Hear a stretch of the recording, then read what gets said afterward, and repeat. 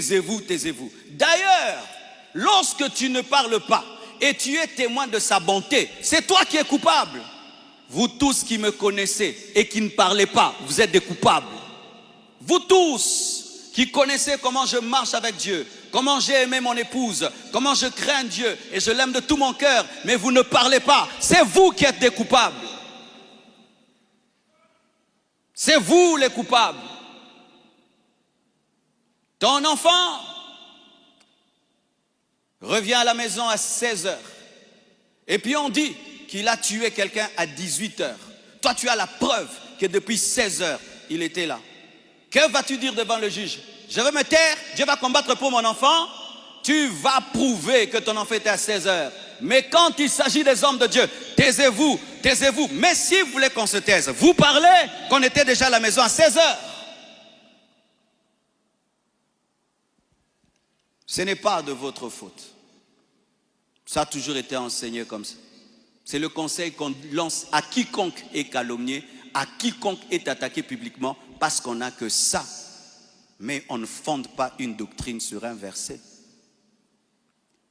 Il y a un temps pour se taire et un temps pour parler. J'aime ce verset. Souvent, c'est une contradiction quand tu es un nouveau lecteur de la Bible que tu ne comprendras pas. Mais quand tu grandis, c'est tellement beau, cette contradiction qui n'est pas une contradiction. Proverbe 26, versets 4 à 5. Proverbe 26, 4 à 5. Ne réponds pas à l'insensé selon sa folie, de peur que tu ne lui ressembles toi-même.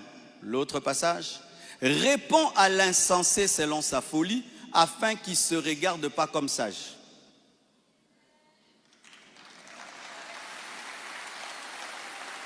Comment comprenez-vous ce passage?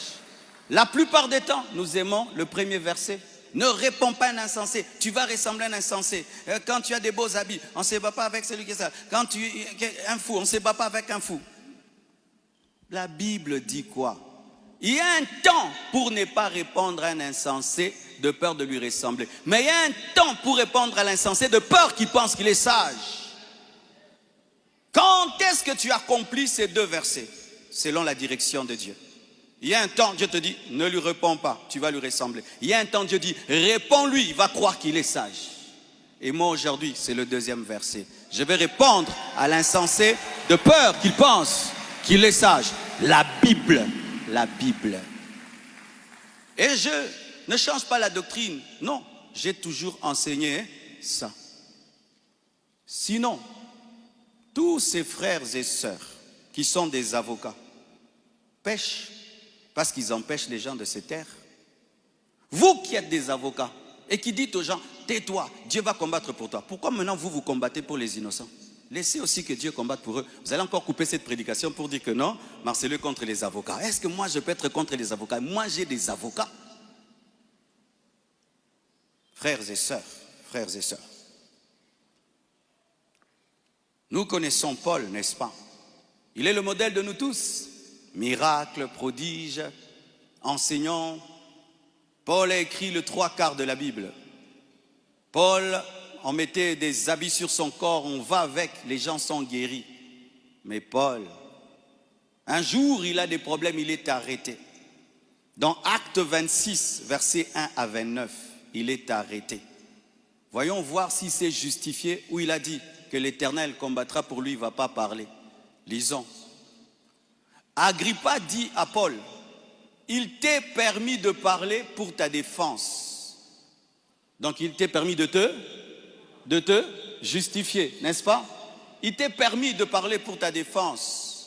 Et Paul, ayant étendu la main, se justifia en ces mots. Se justifia. Paul se justifia. Paul se justifia. Paul se justifia. Paul se justifia. Paul se justifia. Paul s'est tellement justifié que ça a pris tout un chapitre, 29 versets de justification. Ne connaissait-il pas la Bible qui dit « Gardez silence, l'Éternel combattra pour vous » Il connaissait, mais il savait que là, je dois parler pour que Dieu me défende. Il y a un temps, tu dois te taire et Dieu te défend. Mais un autre temps, tu dois parler pour que Dieu te défende au travers de tes propres paroles. Pour que Dieu te défende au travers de tes propres paroles. Pour que Dieu te défende au travers de tes propres paroles. C'est quand tu vois quelqu'un, il va devant un tribunal. Il dit, je n'ai pas besoin d'avocat, vous ne parlez pas bien. Moi-même, je parle. Et puis, il gagne le procès.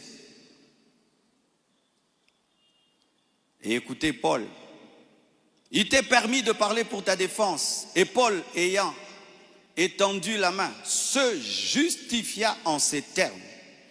Je m'estime heureux. Il était heureux de se justifier. Roi Agrippa, d'avoir aujourd'hui à me justifier devant toi de toutes les choses dont je suis accusé par les Juifs, car tu connais parfaitement leurs coutumes et leurs discussions.